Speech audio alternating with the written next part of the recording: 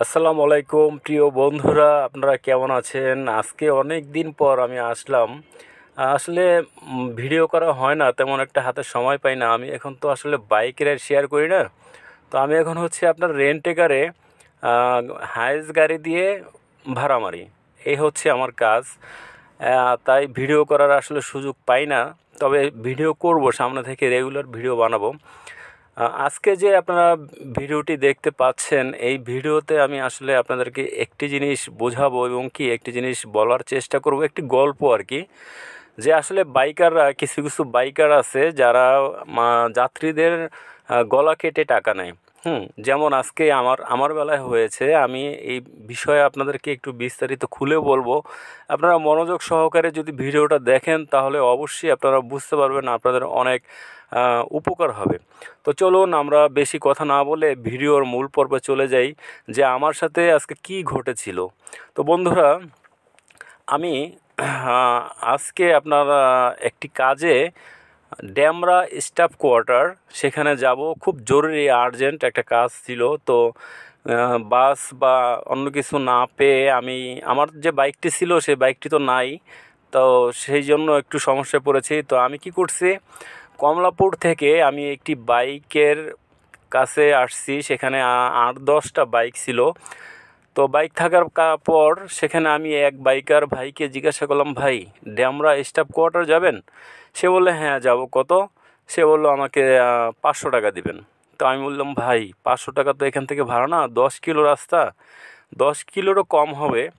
কিছু কমা বললেন, আমি জরুরি কাজ আছে, আমি যাব। আপনারা কিন্তু গল্পটা মনোযোগ সহকারে শুনবেন। তো বাইকার ভাই সে বলল যে আচ্ছা ঠিক আছে, আপনি আমাকে 400 টাকা দিয়েন। তো আমি বললাম যে ভাই 400 টাকা না, আমি আপনাকে 300 টাকা দিব।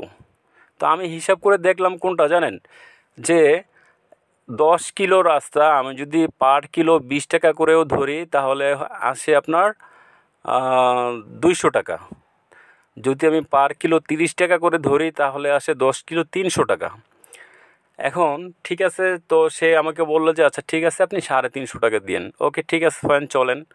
গেলাম, এই যে যে বাইক চালাচ্ছে তাকে দেখতে পাচ্ছেন, তার বাইকে করে যাচ্ছি। তো গেলাম, আমার গন্তব্যস্থানে পৌঁছালাম। পৌঁছানোর পর আমি তাকে 350 টাকা দিলাম। সরি, একটা 500 টাকা নোট দিলাম তাকে আমি। সে আমাকে ভাঙতি 150 টাকা দিবে।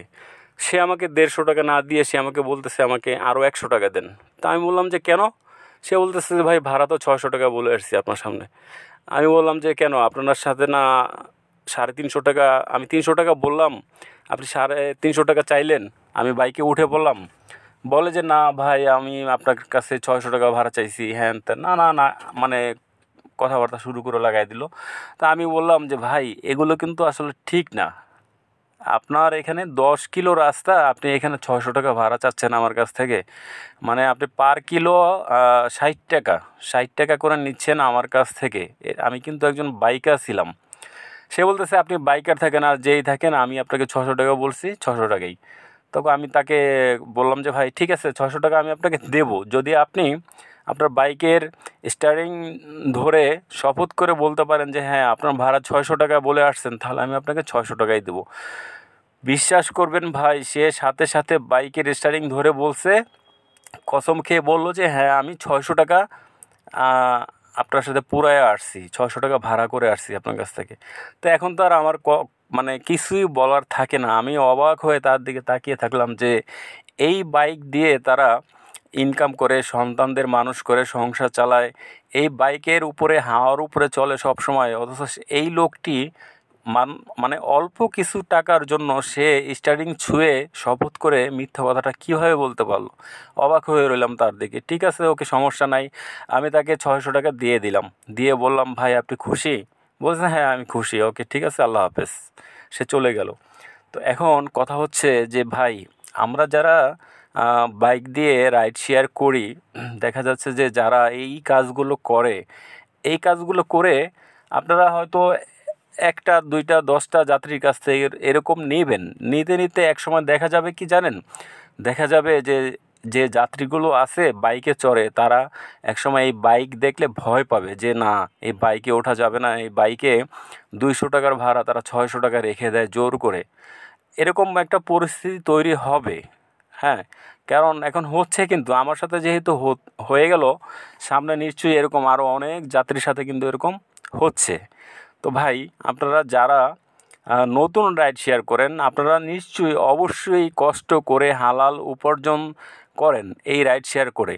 আপনারা এই রাইড শেয়ারের টাকাটা কি করেন? সংসারে খরচ করেন, আপনারা দেখা যাচ্ছে যে সন্তানদের পড়ালেখা করান, হ্যাঁ, অন্য অন্য কাজে আপনারা ব্যবহার করেন এই টাকা।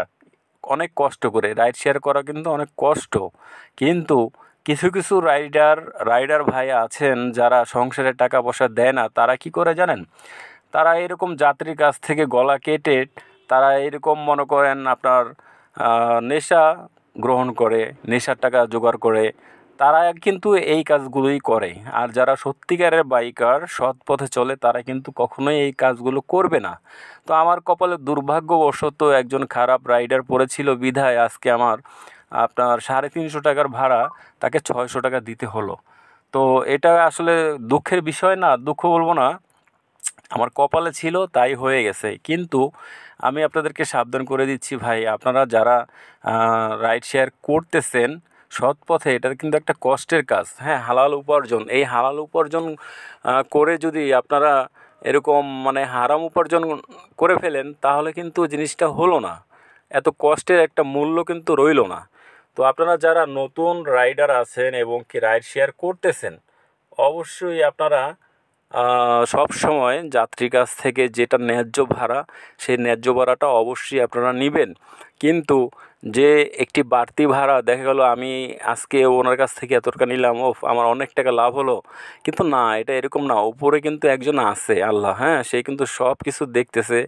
দেখা গেল এই যে বাইকারটা আজকে আমার কাছ থেকে 350 টাকার ভাড়া 600 টাকা নিল, দেখা গেল তার অন্য এক দিক দিয়ে ক্ষতি হয়ে যাবে, এটা আমি নিশ্চিত। কারণ তার সাথে আমি ভাড়া পূরণ করে আসছি যে 350 টাকা, সে আমার কাছ থেকে জোর করে নিল 600 টাকা, এবং বাইকের স্টার্টিং ছুঁয়ে সে শপথ করলো। তো এর বিচার কি আল্লাহ অবশ্যই করবে না?